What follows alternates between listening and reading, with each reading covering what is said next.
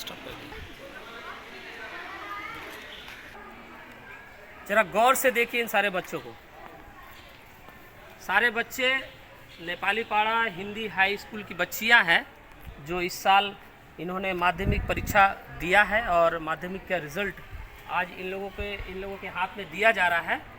और इन सारे बच्चों के चेहरे पर चमक देखिए, सारे बच्चे चहक रहे हैं, खुशी से झूम रहे हैं।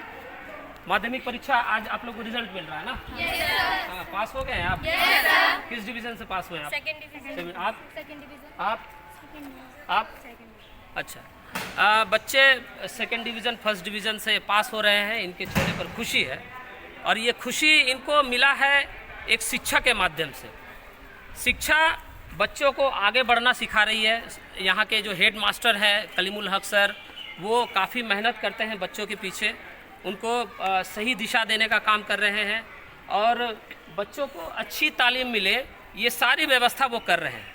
लेकिन पश्चिम बंगाल की राज्य सिविल सर्विस परीक्षा को लेकर अभी इस बातों को लेकर सारी तरफ चर्चाएं आम हो रही हैं कि इससे बच्चों पर मनोवैज्ञानिक दबाव बन रहा है। वो जो बच्चे राज्य सिविल सर्विस परीक्षा की तैयारी करने की स्वप्न देख रहे थे या सोच रहे थे, फिलहाल अभी उनके ये स्वप्न पर कुठाराघात किया जा चुका है। लेकिन पुनर्विचार करने की मांगें उठ रही हैं। सरकार भी कह रही है कि हाँ, हम इस पर पुनर्विचार कर सकते हैं या करेंगे। आइए बच्चों से जानते हैं कि वो भविष्य में क्या बनना चाहते हैं, क्या करने की उनकी इच्छा है। क्या नाम है आपका? मौसमी खातून। कहाँ से आती हैं आप? कौन सी क्लास से पढ़ रही हैं? मैंने कितने साल हुए आपको विद्यालय में? 6th क्लास से हम पढ़ रहे हैं। अच्छा, क्या इच्छा है आपको? आगे माध्यमिक परीक्षा पास करिए, उसके बाद आप HS पास करिएगा। क्या इच्छा है आपको आगे बनने का? डॉक्टर। अच्छा, आप डॉक्टर बनना चाहती हैं। तो स्कूल में पढ़ाई कैसा मिलता है आप लोगों को? बहुत अच्छा है। अच्छा, बांग्ला मीडियम पढ़ाई जाता है आप लोगों को? हाँ। बांग्ला मीडियम में पढ़ाई होती है? बांग्ला मीडियम में पढ़ाई होती है? जी है। बांग्ला मीडियम में होती है पढ़ाई? अच्छा, पढ़ाई होती है। आप क्या बनना चाहती हैं? अच्छा, आप टीचर बनना चाहती हैं। आप भी टीचर बनना चाहती हैं? आप बैंकिंग में जाना। अच्छा, बैंकिंग में जाना चाहती है। अच्छा, आप टीचर बनना चाहती है, सरकारी स्कूल की टीचर बनना चाहती है ना प्राइवेट स्कूल की? सरकारी स्कूल की। प्राइवेट स्कूल में कौन जाना चाहता है? प्राइवेट स्कूल का टीचर कोई बनना नहीं चाहता है। आश्चर्य की बात है कि ये बच्चे सारे सरकारी स्कूल में पढ़ रहे हैं और सरकारी स्कूल टीचर बनना चाहते हैं और बच्चों को सेवा देना चाहते हैं। बच्चों को कैसे पढ़ाइएगा? बहुत अच्छी तरीके से। बहुत अच्छी तरीके से पढ़ाइएगा। जैसे हम लोग स्कूल में पढ़ाया जाता है हम लोगों को, वैसे हम भी सीख के हम भी मतलब टीचर बन के बच्चों को पढ़ाएं। अच्छा, आपके पापा क्या करते हैं? मेरे पापा तेल मिल के मैनेजर है। अच्छा, आपके पापा क्या करते हैं? आपके पापा क्या करते हैं? आपके पापा क्या करते हैं? स्टील प्लांट में जॉब करते हैं। अच्छा, आपके पापा क्या करते हैं? FCI में काम करते हैं। आपके पिताजी क्या करते हैं? ट्रांसपोर्टिंग का काम करते हैं। आपके पापा क्या करते हैं? हाँ, अच्छा। भी मध्यम वर्गीय फैमिली से बिलोंग्स करते हैं और सभी बच्चे काफ़ी ऊंचे स्वप्न देख रहे हैं, आगे बढ़ने की सोच रहे हैं। तो अच्छी शिक्षा नीति काफ़ी ज़रूरी है ताकि बच्चों का भविष्य बर्बाद ना हो, बच्चे अवसाद के शिकार ना हो जाएं। और इस दिशा में सरकार जो राज्य सिविल सर्विस की जो परीक्षा को लेकर के जो प्रावधान जो किया गया है, हिंदी, उर्दू और संथाली भाषा को बाहर कर दिया गया है, इस पर पुनर्विचार करने की ज़रूरत है।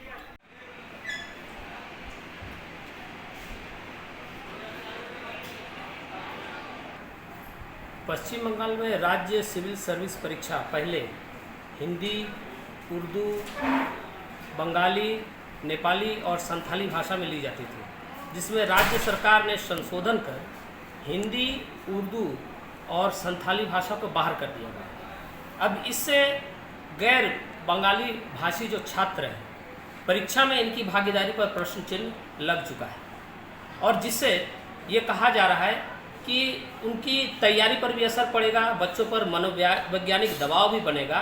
तो अभी हम हैं नेपाली पाड़ा हिंदी हाई स्कूल में और हमारे साथ जुड़ चुके हैं इस स्कूल के प्रधानाध्यापक डॉक्टर कलीमुल हक सर, और इन्हें 2019 में शिक्षा रत्न अवार्ड द्वारा भी सम्मानित किया गया था बंगाल सरकार द्वारा। यहाँ की हमारी राज्य की मुख्यमंत्री सुश्री ममता बनर्जी के कर कमलों द्वारा, और साथ ही राष्ट्रपति द्वारा नेशनल अवार्ड टू टीचर दिया गया था 2020 में। हमारे चैनल में स्वागत है सर आपका। बहुत बहुत धन्यवाद। माध्यमिक की सर कल रिजल्ट आई है, कैसा प्रदर्शन रहा है स्कूल के छात्र छात्राओं का? हमारे विद्यालय का जो प्रदर्शन काफ़ी अच्छा रहा। इस बार 2023 में हमारे विद्यालय से कुल 391 बच्चे परीक्षा दिए थे, जिसमें 333 बच्चे पास किए हैं। अगर ओवरऑल परसेंटेज की आप बात करें तो 85.16% जो बच्चे हैं वो पास आउट हुए हैं। जो हमारे विद्यालय की ऋचा शाह है, उसको सबसे अधिक हाईएस्ट नंबर आया, 580 नंबर आया है। ये टॉपर हमारे विद्यालय की हुई है। सेकेंड अमन शाह है और थर्ड जो है साक्षी राय है। ये 3 बच्चे हमारे विद्यालय से टॉप हुए हैं। और आशा के अनुरूप, चूँकि ये जो बच्चे इस बार जो माध्यमिक परीक्षा दिए हैं, ये बच्चे सबसे ज़्यादा प्रभावित हुए हैं। क्योंकि ये बच्चे जब 7 पास किए थे, 8 में गए थे, तभी लॉकडाउन लगा था। उसके बाद उनका आगे 2 साल हैम्पर हुआ, फिर ये बच्चे 10 में आए, उस समय भी आगे पीछे चलता रहा। तो ये बच्चे सबसे ज़्यादा लॉकडाउन से सफ़र हुए थे, कोरोना से सफ़र हुए थे।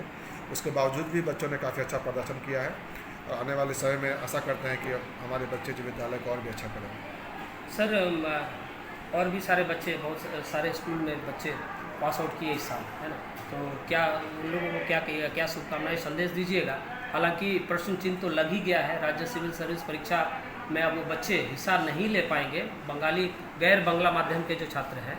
फिर भी शुभकामनाएं संदेश में क्या कहना चाहेंगे उनसे? देखिए, सबसे पहले तो जितने बच्चे पास आउट हुए हैं सभी को ढेर सारी शुभकामनाएं। उनका भविष्य उज्जवल हो, इसकी कामना करते हैं। साथ ही कोई एक पॉइंट को लेकर किसी का जो कैरियर है वो रुकता नहीं है। अगर बच्चों के अंदर चाह होती है तो हर बाधा को दूर करता है।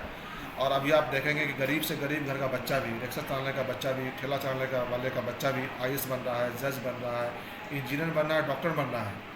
तो ये एक छोटा सा चीज़ है, इसके लिए हम बहुत ज़्यादा भयभीत और डरने की ज़रूरत नहीं है। हम तैयारी करेंगे। अगर बांग्ला सब्जेक्ट पढ़ के पास करना हो तो वो भी हम लोग करके दिखलाएंगे, ऐसी बात नहीं है जी। इसलिए हौसला कम करने की जरूरत नहीं है। हमारे राज्य के बच्चों में प्रतिभा है, बिल्कुल बहुत प्रतिभा है। हम सबसे हौसला कम करने की जरूरत नहीं है।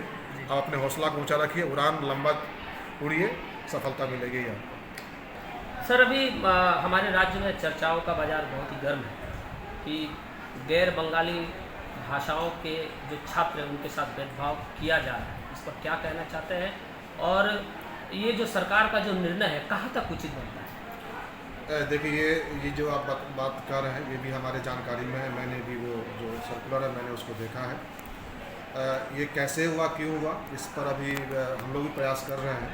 लेकिन मैं एक चीज़ कहना चाहूँगा कि पश्चिम बंगाल एक ऐसा राज्य है जहाँ पर भाषा के आधार पर भेदभाव मैंने नहीं देखा है।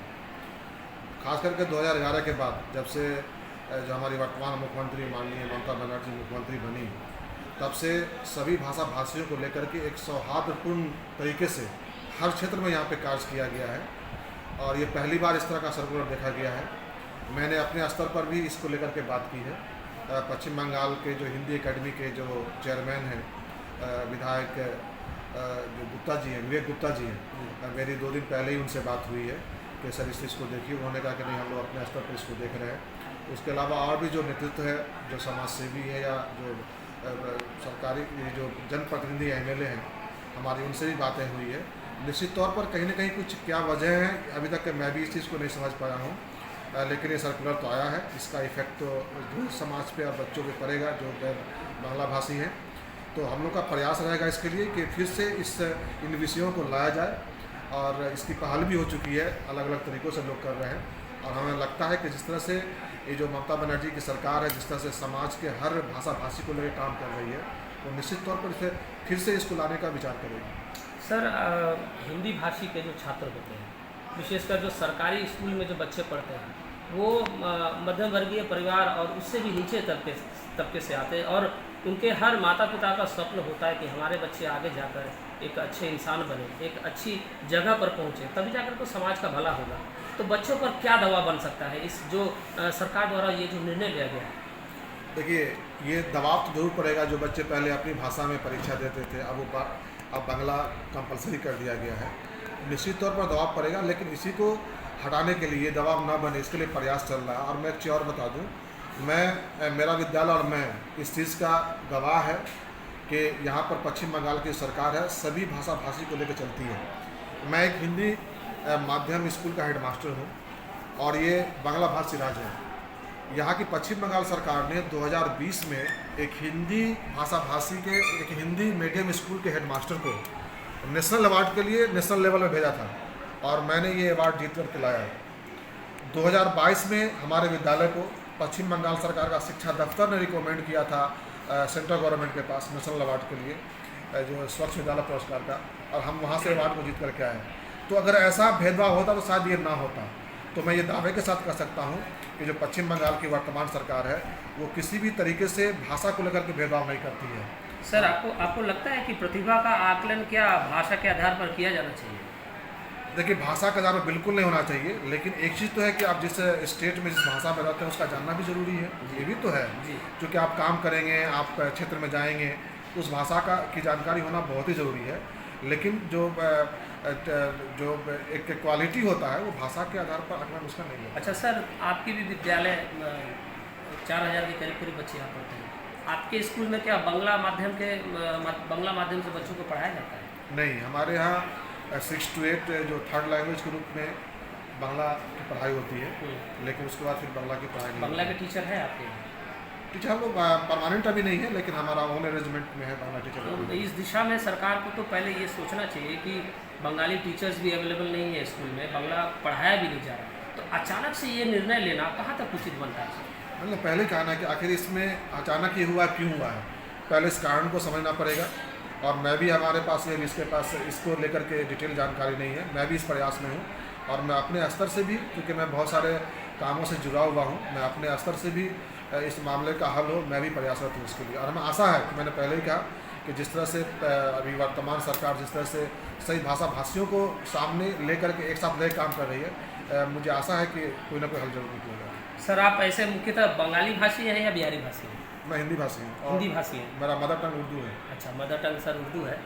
सर, अगर प्रतिभा के आधार पर अगर अवार्ड दिया जाता तो शायद आपको भी जो पुरस्कार मिला है पश्चिम बंगाल सरकार द्वारा वो भी आपको नहीं मिल पाता शायद। नहीं, मैंने वही ना कहा ना कि यहाँ पर इस तरह की भेदभाव नहीं है। अगर ऐसा होता तो हिंदी मीडियम का स्कूल का एक हेडमास्टर को बेस्ट स्टेट का टीचर अवार्ड नहीं मिलता। हमारे हिंदी मीडियम स्कूल को 2019 में पूरे राज्य का बेस्ट स्कूल का अवार्ड मिला है। तो ऐसी बात नहीं, इसलिए तो कॉन्फिडेंट हूँ और दावे के साथ कह रहा हूँ कि यहाँ पर इस तरह का भेदभाव नहीं होता है। ये एक घटना घटी है, क्यों घटी है तो इसके डिटेल में जाना पड़ेगा। मैं भी प्रयासरत हूँ और मुझे लगता है कि लोग हर तरफ से इसके लिए प्रयास कर रहे हैं और इसका कोई समाधान। ऐसी भी सर खबरें आ रही हैं, हम लोगों ने खबरों के माध्यम से भी देखा कि अभिषेक बनर्जी जी जो आए थे नवजवार यात्रा, उन्होंने पत्रकारों के समक्ष ये कहा भी कि इस पर पुनर्विचार किया जाना चाहिए। बिल्कुल, मैंने कहा ना कि मैंने जिस तरह से विवेक गुप्ता से मेरी बात हुई है, हमारे जो डिस्ट्रिक्ट के जो MLAs हैं या मंत्री हैं, मेरी उनसे भी बात हुई है, और जो अभिषेक बनर्जी जो सांसद हमारे हैं उनसे भी पत्रकारों ने जब पूछा तो मैं भी पेपर में पढ़ा हूँ। तो निश्चित तौर पर हर तरफ से एक पॉजिटिव इसके बारे में सोच है, इसको फिर से इसको लाया जाए। हमारे साथ जुड़ने के लिए बहुत बहुत धन्यवाद सर।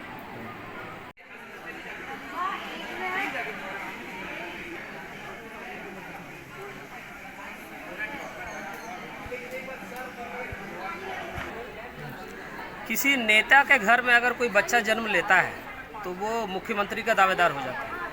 किसी इंजीनियर के घर में अगर कोई बच्चा पैदा होता है तो वो इंजीनियर का दावेदार हो जाता है। किसी शिक्षक के घर में अगर कोई बच्चा पैदा होता है तो वो शिक्षक बनने का दावेदार हो जाता है। लेकिन एक मजदूर के घर में जन्मा बच्चा क्या सिर्फ ज़िंदगी भर मजदूरी करता रहेगा? लेकिन मजदूर के बच्चे को, किसी भी मजदूर के बच्चे को ये समझने की आवश्यकता है कि अगर उनकी सामाजिक स्थिति मजबूत करनी है तो खुद से मेहनत करनी पड़ेगी। और सरकार के तरफ से अच्छी शिक्षा नीति की होनी भी काफ़ी आवश्यकता है, ताकि बच्चों का भविष्य, जो मजदूर के बच्चे हैं, देखिए इनको देखिए, ये सारे बच्चे मध्यम वर्गीय फैमिली से भी नीचे बिलोंग्स करते हैं। और इन्होंने भी आज इनके हाथों में देखिए मार्कशीट है, 10वीं की मार्कशीट है। देखिए, इन्होंने भी स्वप्न देखा होगा कि भविष्य में हाँ मुझे भी कुछ बनना है, मुझे भी अपनी ज़िंदगी में कुछ मुकाम हासिल करनी है। लेकिन ये होगा कैसे? ये होगा सिर्फ खुद की लगन के बदौलत, खुद पर विश्वास के बदौलत और अच्छी शिक्षा नीति के बदौलत। क्या नाम है आपका? कृष्णा रेखा। कहाँ रहते हैं आप? दुर्गापुर फुलझर लाहौर। अच्छा, आपके पिताजी क्या करते हैं? वही मजदूरी का काम करते हैं। आपका क्या नाम है? आशिक कुमार वाल्मीकि। आपके पिताजी क्या करते हैं? काम करते हैं कांच की फैक्ट्री में। अच्छा, कांच की फैक्ट्री में काम करते हैं। आपके? राकेश पांडे। आपका नाम राकेश पंडित। पिताजी क्या काम करते हैं आपके? कुम्हार का काम करते हैं। कुम्हार का काम करते हैं। आपके? संजय का। संजय राम। पिताजी थोड़ा जोर से बोलिए। पिताजी फैक्ट्री में काम करते हैं। फैक्ट्री में काम करते हैं। अच्छा, देखिए इनके पिताजी सारे छोटे छोटे काम ऐसे कर रहे हैं और बड़ी मुश्किल से अपने बच्चों को पढ़ा रहे हैं, इस आशा में कि हमारे बच्चे अच्छी शिक्षा पाकर एक अच्छे इंसान बनेंगे और इनका जो स्वप्न है, जो इन्होंने स्वप्न देखा है, वो अपने मुकाम को हासिल करेंगे। आपका क्या नाम है? सर सुमित राय। अच्छा, आपके पिताजी क्या करते हैं? मेरे पिताजी का मतलब आयरन का लॉन्ड्री है। अच्छा, पिताजी आपको पढ़ा रहे हैं, काफ़ी मेहनत कर रहे हैं आप लोगों के पीछे। स्कूल में आपके प्रधानाध्यापक भी काफ़ी मेहनत कर रहे हैं आपके पीछे। क्या बनने का आप इच्छा रखते हैं भविष्य में? जीडी में जाने का सोचा है, जीडी में जाना चाहते हैं। अच्छा, तो मेहनत कर रहे हैं, Yes, sir. ईमानदारी से कर रहे हैं। Yes, sir.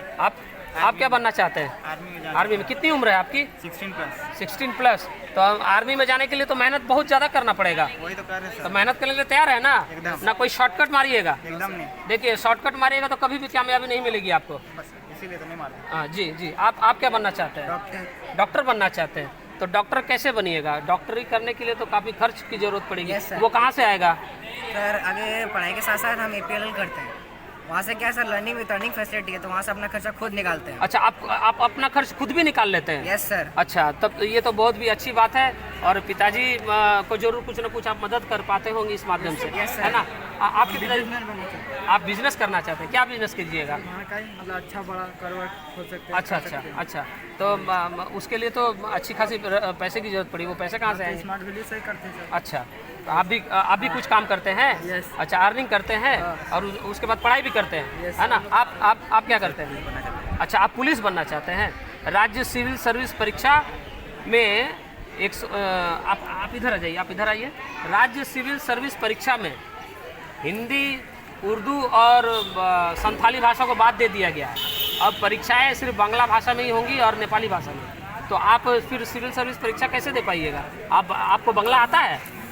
आपको नेपाली आता है? तो आप फिर कैसे परीक्षा दीजिएगा?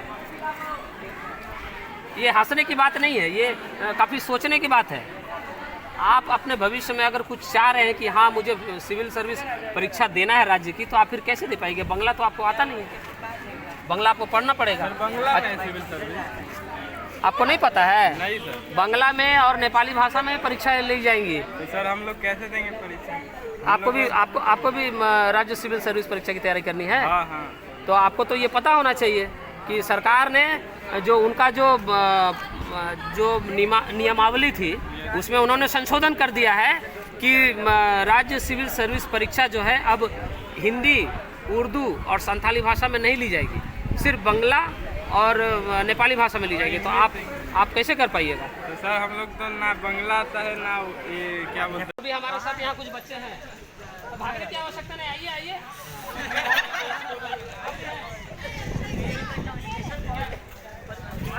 स्कूल जा रहे हैं, मेहनत कर रहे हैं, कुछ आप आगे बने तो कैसे घर की सामाजिक स्थिति, आपकी स्थिति, घर की स्थिति कैसे बदलेगी? तो आपको पढ़ना पड़ेगा ना, अच्छे नंबर से अच्छे मार्क्स लाने पड़े तभी ना आगे बढ़िएगा, है ना? आप जी सचिन यादव नाम है। क्या करते हैं आपके पिताजी? काम करते हैं फैक्ट्री में। कितना % मार्क्स है आपका? 33। तो ऐसे रील्स वगैरह बनाते हैं क्या इंस्टाग्राम में? आप बनाते हैं? नहीं बनाते तो मार्क्स कैसे कम आया? कम क्यों आया? पढ़ाई आपने जरूर फाकीबाजी की है। फाकीबाजी की है ना?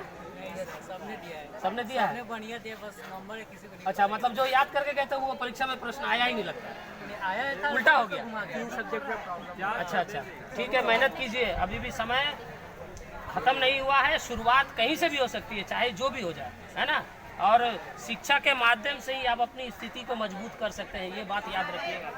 लोगों ने बच्चों से बात की, उनको आज मार्कशीट मिला है माध्यमिक परीक्षा का। किन्हीं का अच्छा नंबर आया है, किसी का कम नंबर आया है, तो इससे घबराने की आवश्यकता नहीं है।